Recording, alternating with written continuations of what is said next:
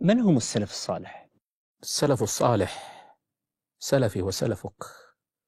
السلف الصالح الذين رباهم رسول الله صلى الله عليه وسلم، السلف الصالح الذين رضي الله عنهم سبحانه وتعالى، الذين عدلهم الله سبحانه وتعالى، الذين مات رسول الله صلى الله عليه وسلم وهو راض عنهم. السلف الصالح صحابة رسول الله صلى الله عليه وسلم، ثم من بعد الصحابة يقاس بالصحابة، فمن سار على نهج الصحابة فهو من السلف الصالح، ومن خالف نهج الصحابة فليس من السلف الصالح. ولذلك سادات التابعين من السلف الصالح لأنهم ساروا على نهج صحابة رسول الله صلى الله عليه وسلم.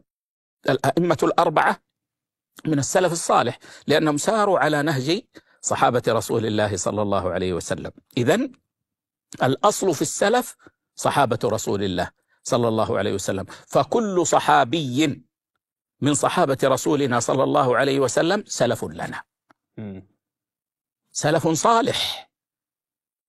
ثم من جاء بعد الصحابة نزنهم بالصحابة رضوان الله عليهم، فمن كان على نهج الصحابة فهو من السلف الصالح رضوان الله عليهم، ومن خالف نهج الصحابة فليس من السلف الصالح وإن كان في الأزمان المتقدمة.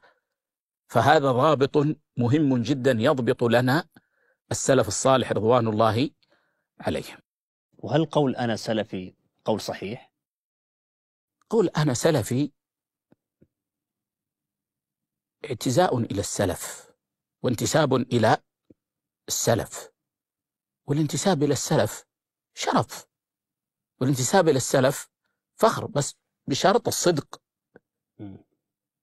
فكون الإنسان ينتسب إلى السلف الصالح رضوان الله عليهم في دينه هذا شرف ما بعده شرف، لأنه ينتسب إلى صحابة رسول الله صلى الله عليه وسلم الذين أخذوا عن رسول الله صلى الله عليه وسلم. لكن لابد من مراعاة أمرين: عدم تزكية النفس والصدق في الاتباع، حتى يكون الإنسان يعني يصدق فعله قوله فيقول أنا سلفي. وهذا الذي عليه أئمة الإسلام.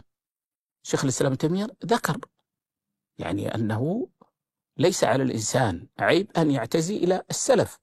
أئمتنا مشايخنا الشيخ ابن باز رحمه الله، الشيخ ابن عثيمين رحمه الله، الشيخ صالح الفوزان حفظه الله، ذكروا أن الانتساب للسلف أمر يعني طيب محمود. بل الشيخ ابن عثيمين رحمه الله يعني يذكر أنه واجب يعني من جهة الاتباع، من جهة الاتباع. فقول الإنسان أنا سلفي عند يعني اختلاط الأمور حتى يتميز عن غيره، هذا أمر مطلوب. لأنك إذا قلت أنا مسلم فالتكفير يقول أنا مسلم، والإخواني يقول أنا مسلم، والسروري يقول أنا مسلم، والجهمي يقول أنا مسلم، فأنت تقول أنا سلفي، يعني أنا لا أتبع كل هذه النحل، أنا أتبع صحابة رسول الله صلى الله عليه وسلم، أنا على عقيدة صحابة رسول الله صلى الله عليه وسلم، أنا على منهج صحابة رسول الله صلى الله عليه وسلم. فقول هذا عند اختلاط الأمور أمر مطلوب، وقول هذا من باب بيان الانتساب، وأن الإنسان ينتسب إلى طريقة السلف الصالح رضوان الله عليهم ومنهج السلف الصالح ليس فيه عيب على صاحبه، بل هو مطلوب. ومن لطائف الأمور أن معالي الشيخ صالح آل الشيخ حفظه الله سئل مرة، سأله سائل في لقاء فقال: يا شيخ يعني لو قيل لي أنت سلفي بماذا أجيب؟ إذا لو قيل لي هل أنت سلفي بماذا أجيب؟ فقال: الجواب سهل، قل أنا سلفي وأفتخر. فهذا شرف وهذا فخر أن يوفق الله العبد في ظل هذه الانحرافات التي حوله إلى أن ينتسب إلى سلف الأمة وإلى صحابة رسول الله صلى الله عليه وسلم. هذا شرف عظيم.